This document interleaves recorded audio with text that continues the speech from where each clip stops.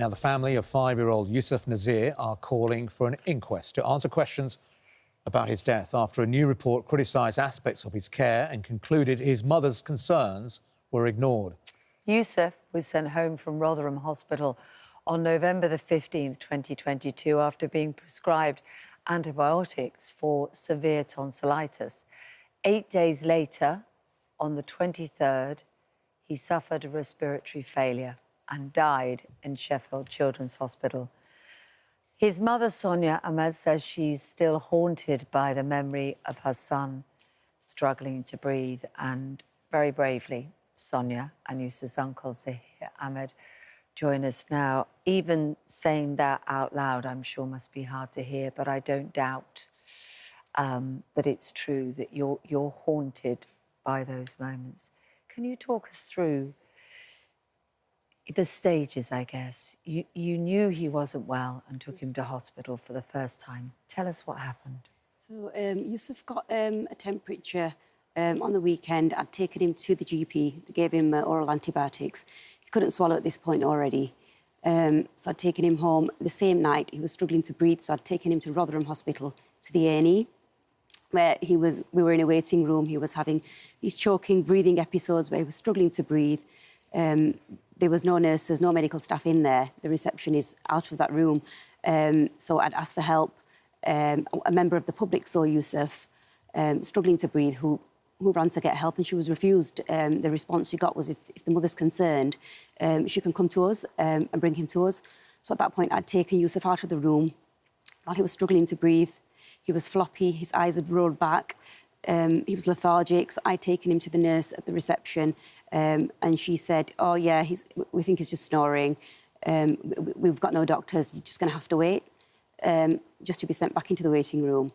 So and at this point, I mean, your fear and concern must be huge, but of course, there's an instinct to trust the medical profession.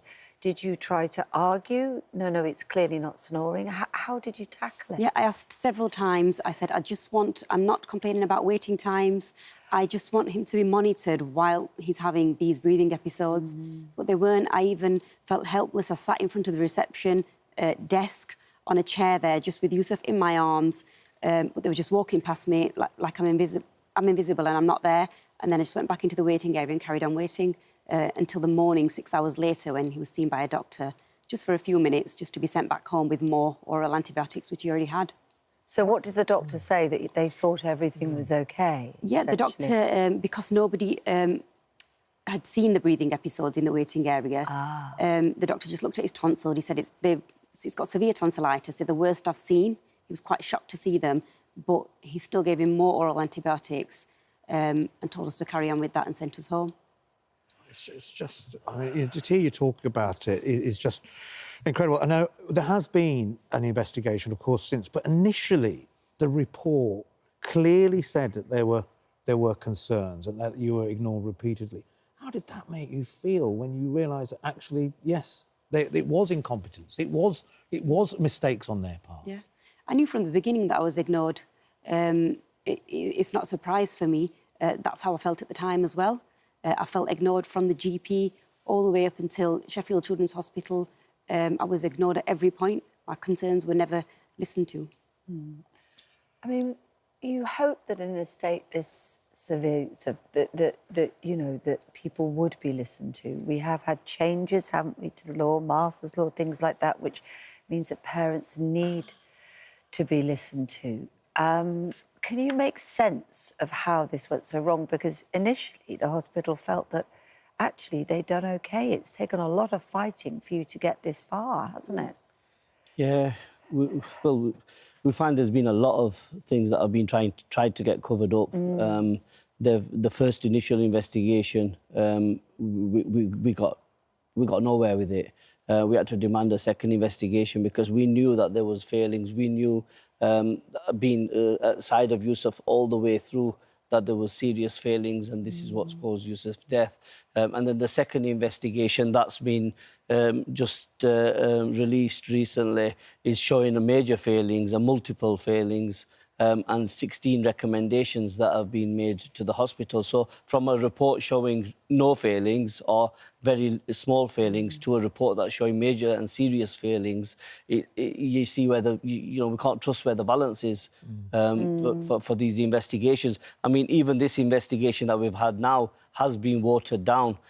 It is an independent investigation, but it is still led by and commissioned by the NHS. So ultimately, they have the decision on what is in the report and what is taken out of the report. Sonia, this report, it won't give you closure, but it will give you some sort of solace, something.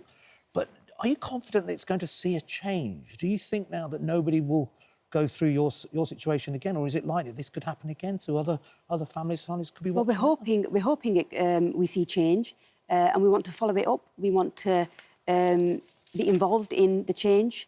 We want to make sure the recommendations are in place and they are being followed. We don't want to just let it gather dust, the report, like many reports probably do.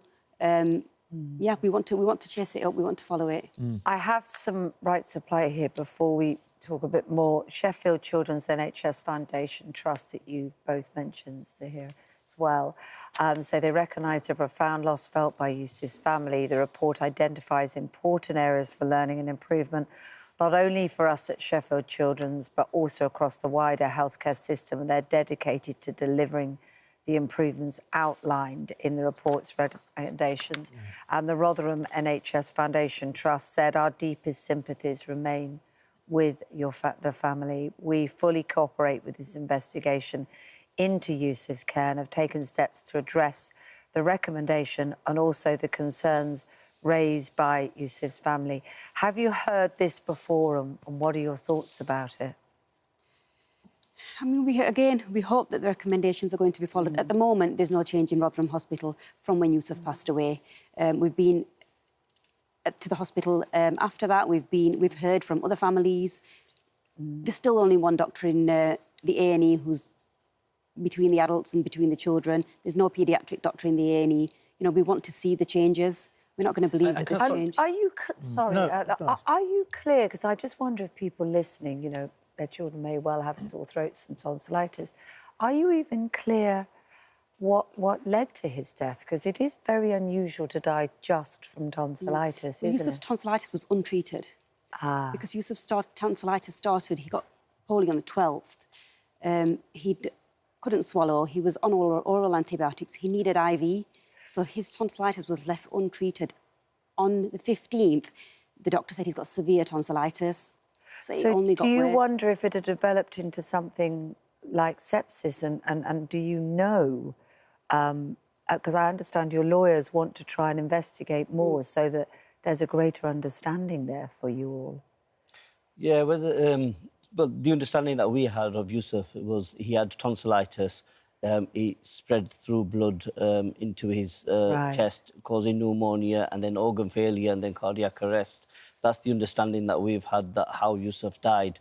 So there has been in the recent report that he possibly did have sepsis that's spread the infection throughout.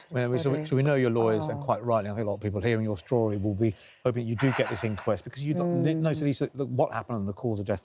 But just finally, just tell us something about Yousef. What was he like as a young boy? Yousef was he was a happy, healthy boy. He was. I'm just so proud, you know, that I have a son like that. He was just a little gem, you know, little adult, so polite, so well-mannered, always doing the right thing. Wanted to be at the top of everything, whether it was school, whether it was in the mosque, whether it was home. Well, he liked to please the teachers and, you know, please us and anybody else. Well, you're doing him proud. You'll be able to celebrate that. And I know you've spoken before about a sort of guilt that you feel. You know that there's nothing you could have done, don't you? I'm sure that must chew you up, because you did everything that you could, and it's wonderful that you're now fighting on for Yousef in his name, and also to make sure that others don't go through it. I did everything I could. You know, I'd taken him 4 times in 4 days to get the help, but the decision to go to Sheffield, it does make me think, did I do the right thing? Don't. OK, you did everything. You did everything you could. right, and we really hope you get this inquest. Thank you so much for joining us, Sonia and Zahir. It's real brave of you to join us this morning. Thank you. Thank you. Now, if you have been affected by any of the issues we've been discussing this morning, you can find advice and support at itv.com/helplines.